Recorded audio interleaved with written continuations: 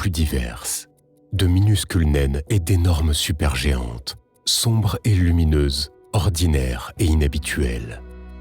Elles sont toutes reliées par les fils invisibles de la gravitation, formant des galaxies et des amas stellaires.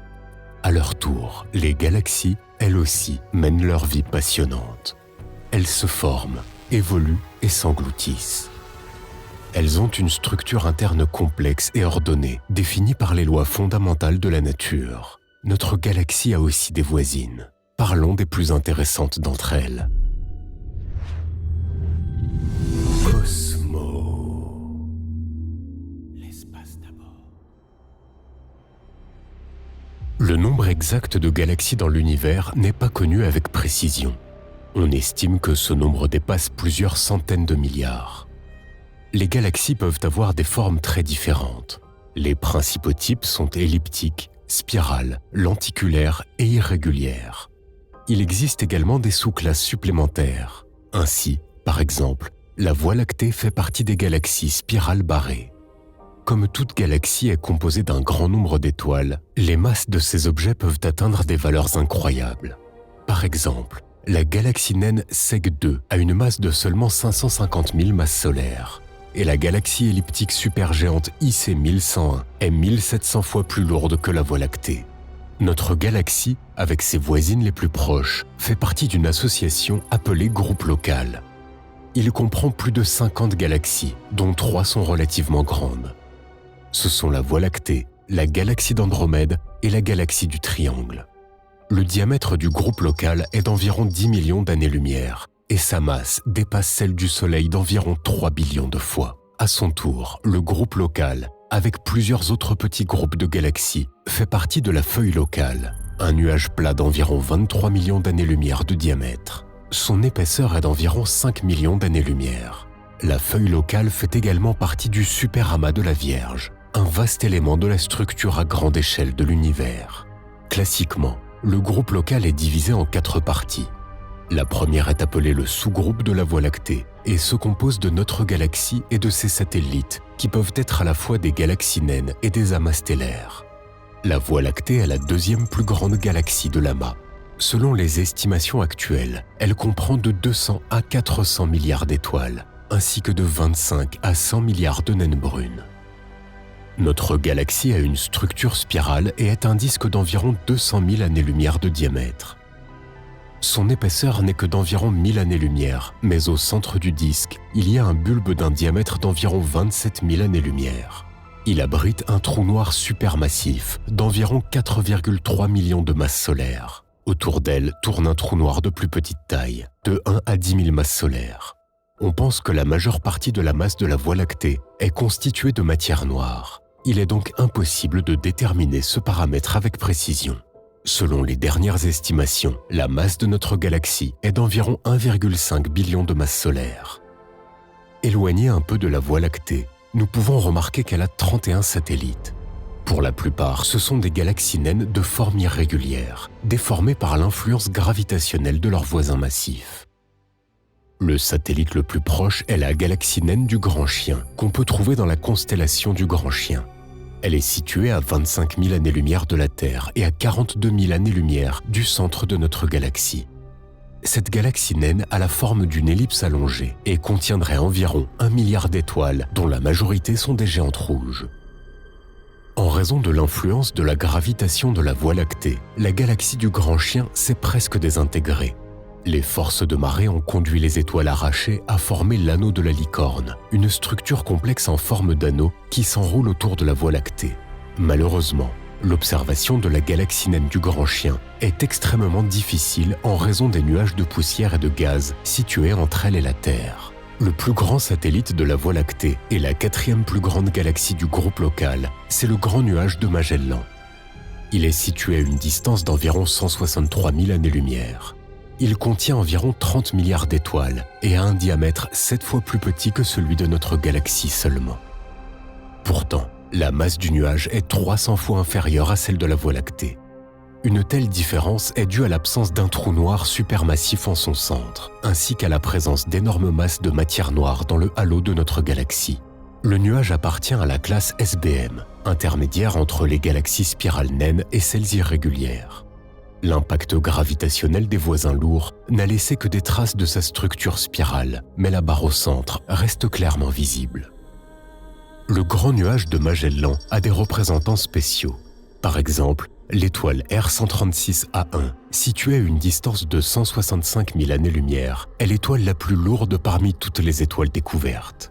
Cette supergéante bleue est 315 fois plus lourde que le Soleil et sa température de surface dépasse 40 000 Kelvin.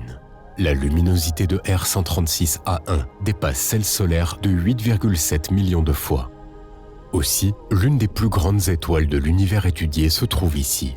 Le diamètre de l'hypergéante rouge WOH G64 est plus d'1,5 millier de celui du Soleil. C'est seulement 25% de moins que le diamètre de la plus grande supergéante découverte, Stephenson de 18. Selon les idées modernes sur l'évolution des étoiles, WOH G64 en est au stade final de son développement et se transformera en une supernova en quelques milliers d'années. Enfin, en parlant du sous-groupe de la Voie lactée, il est impossible de ne pas mentionner le courant stellaire de la Vierge. Il occupe environ 5% de la superficie du ciel étoilé et est un courant très diffus et pâle de plusieurs centaines de milliers d'étoiles à la périphérie de notre galaxie. Selon la plupart des scientifiques, le courant de la Vierge, ce sont les restes d'une galaxie naine sphéroïdale presque entièrement absorbée par la Voie lactée. Si nous avançons, nous rencontrerons bientôt une galaxie connue sous le nom de la galaxie d'Andromède. Avec ses compagnons, elle fait partie du groupe local et forme le sous-groupe d'Andromède. La distance de cette galaxie est d'environ 800 km/s, soit 2,5 millions d'années-lumière, ce qui en fait la galaxie non naine la plus proche de nous. Le diamètre de la galaxie d'Andromède est d'environ 220 000 années-lumière, un peu plus grand que celui de la Voie lactée. Elle contient environ 1 billion d'étoiles, soit de 3 à 5 fois plus que le nombre d'étoiles de notre galaxie. Cependant, les masses de ces galaxies sont approximativement égales et représentent environ 1,5 billion de masses solaires. En effet, les étoiles formant la galaxie d'Andromède sont en moyenne plus anciennes et plus légères que les astres de la Voie lactée.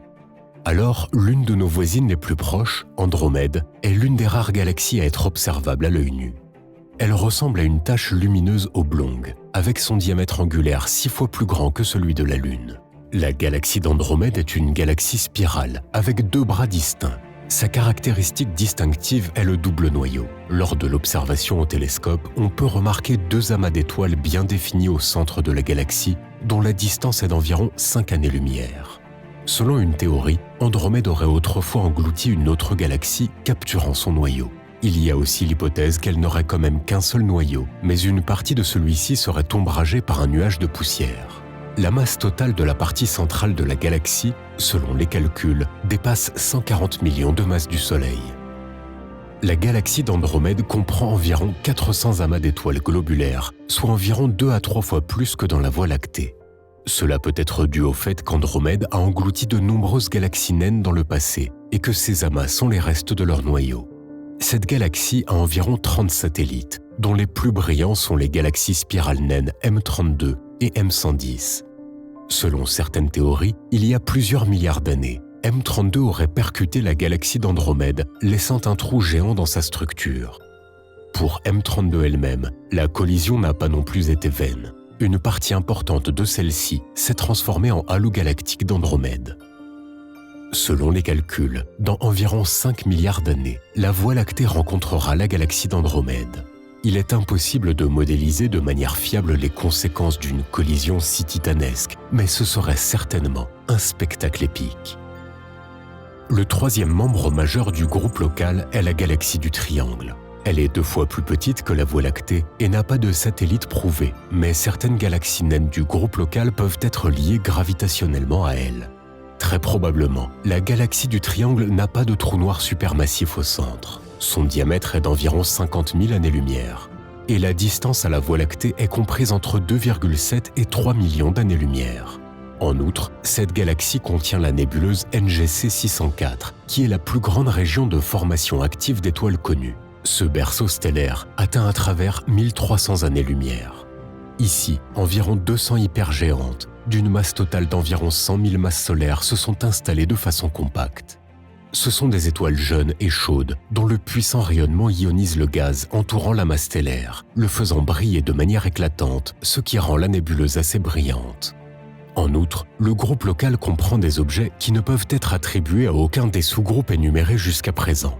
En règle générale, il s'agit de galaxies naines éloignées et d'amas stellaires qui n'ont pas de lien gravitationnel fort à aucune des 3 grandes galaxies. Parmi eux, on peut distinguer la galaxie IC10. Elle est située à une distance d'environ 2,2 millions d'années-lumière du Soleil, et c'est la seule galaxie du groupe local dans laquelle la formation active d'étoiles est en cours. IC10 a une énorme enveloppe d'hydrogène, dont le rayon est beaucoup plus grand que celui de la galaxie elle-même. De plus, le disque stellaire de IC10 tourne dans le sens inverse par rapport à cette enveloppe. En dépit de la taille de centaines de milliers d'années-lumière, même les plus grandes galaxies ne sont que de minuscules points dans la structure à grande échelle de l'univers. Les distances entre elles sont énormes, car même la lumière doit voyager des millions d'années pour atteindre les plus proches d'entre elles. Cependant, nous pouvons les observer et les étudier. L'espace contient de nombreux mystères, et l'humanité ne se lasse pas de les résoudre. Après tout, chaque découverte est une nouvelle étape sur le chemin de la connaissance.